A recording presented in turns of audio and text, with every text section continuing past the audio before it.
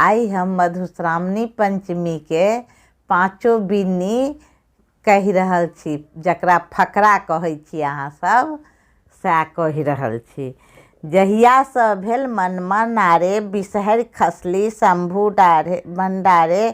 कानथि गौरा फोड़थि डाढ़, हे दाइ बिसहरि राखू नारि। आबि तुलैली पाँचो बहिनी, सकल शरीर घामि गेल बीनी। बीनी रे विश्वकर्मा देलनि, देवदूतल के देखऽ देलनि। सामर बायल हरे परेखी, बेनी गुण अति कहब बिसेखी। आतर आतर लागल मोती, मुक्ता गाछ पाट के थोपी। चारि कंचन चारि समिका वर्णा, से देखि माई हे आदित्य भुलना। से देखि माई हे मालिन भुलना। डांट लागी गरुड़ के बाला, सोने बाहु बाहु करोड़ा। रूपे बाहु गजमती माला। जे बीनैतिन बीनै सारि, गहा गुही पलटा दे नारि। अन्हरा पावे नैना संयुक्ता, कोढ़िया पावे निर्मल काया। बाँझी नारी पावे पूता, जेई बिनी सुनै चिता। अंधन लक्ष्मी बढ़ै बिता, जेई बिनी सुने मन लागी। तकरा वंश नहीं होय विष दोष, तकर पुरुष चलै लक्षय कोश। जेई बिनीक लागे बसात, विष दोष नहीं आबै पास। ई भऽ गेल पहिल फकरा। दोसर फकरा अइ गोसाउन दान बैर, सुहाग बैर, सुंदर बैर, आधा साउन। जगत गोसाउन मधस्तक राजाक बेटी, युगे कुम्हरक बहिन। मधु मधु महानाग श्रीनाग, नाग श्री दाई के 5 पुत्र। कोखि धरि नाहर परतारि, बरसी बियाही। मद्र मणिका धरहर ढाही, गोसाउनि सन भाग। लिली सन सुहाग सुन्नाहरि के होइन। ई भऽ गेल दोसर फकरा। आब सुनू तेसर फकरा। गोसाउनि दाई के एक ढक छियनि, पूर्वा पछवा बसात छियनि। कोखियाक लात छियनि, भमराक लात छियनि। मेघडम्बर सन छाती छियनि, मुक्तावली पाँती छियनि। ई भऽ गेल तेसर फकरा। आब सुनू अहाँ सब चारिम फकरा। बिन्नी बुनल झाड़ि कोन, बिन्नी उठल पहिल कोन।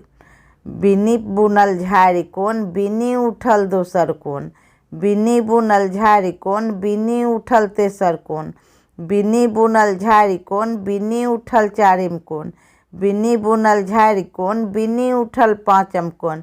चारू कोना रूना टोना भेल संपूर्णा। गौरा दाई के पाँचों बेटिया भल भाई शंकर हमही जियाओल, गौरी दाई के बेटी हमही कहाओल। ई भऽ गेल चारिम। आब सुनै जाउ पाँचम फकरा। ई अइ दीप दीप हरा, जागौ घारा। मोती मानी भरू घड़ा, नाग बढ़त नागिन बढ़त। पाँचों बहिनी बिषहरा बढ़त, बाल बसंत भैया बढ़त। दाढ़ी खोड़ी मौसी बढ़त, असाबरी पीसी बढ़त। बासुकी राजा बाप बढ़त, बासुकियैन माय बढ़त। खोना मोना मामा बढ़त, राही शब्द लय सूती। कांसी शब्द लय उठी, होइत प्रात सोना कटोरा में दूध भात खाय।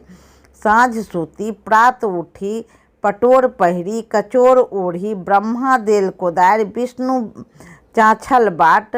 भाग भाग रे कीड़ा मकोड़ा, ताहि बाटे औता ईश्वर महादेव।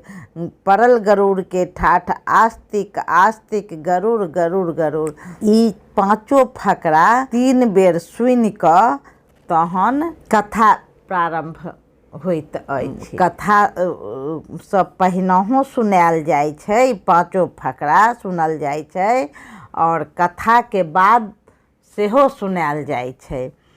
जखन फूल छिड़ियाबऽ काल में केचुआ धरैया लोक फूलक तर में, तखन पढ़ल जाइ छै। पूर्णिक पत्ता झिलमिल लत्ता, ताहि चढ़ि बैसली बिसहरि माता। हाथ सुपारी खोइचा पान, बिसहरि करथि शुभ कल्याण।